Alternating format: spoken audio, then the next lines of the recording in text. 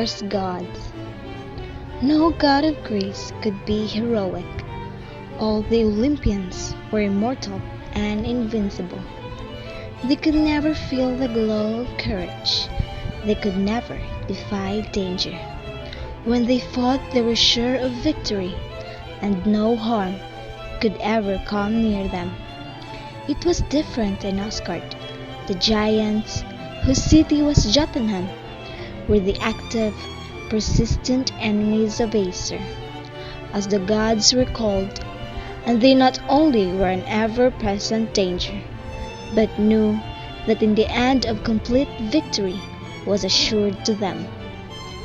This knowledge was heavy on the hearts of all the dwellers in Asgard, but it weighed heaviest on their chief and ruler, Odin. Like Zeus, Odin was the Sky Father, clad in a cloud gray, kirtle and a hood as blue as the sky. But there the resemblance ends. It would be hard to conceive anything less like the Zeus of Homer than Odin. He is a strange and solemn figure, always aloof.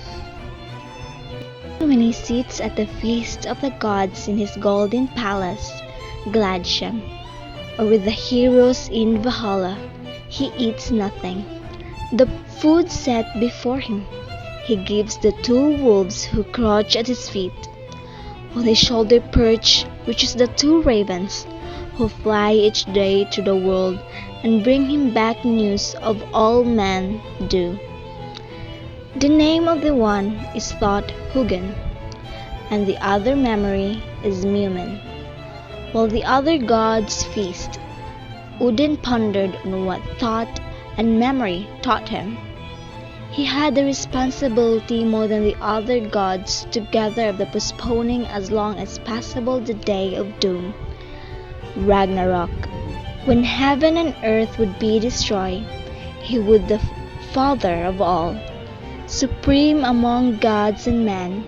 Yet, even so he constantly sought for more wisdom, the well of wisdom, guarded by Mimir the wise, to beg for a draught from it, and when Mimir answered that he must pay for worth with one of his eyes, he constantly lost the eye.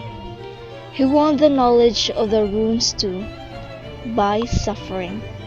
The runes were magical inscriptions, immensely powerful for him who could inscribe them on anything: wood, metal, stone. Odin learned them at the cost of mysterious pain.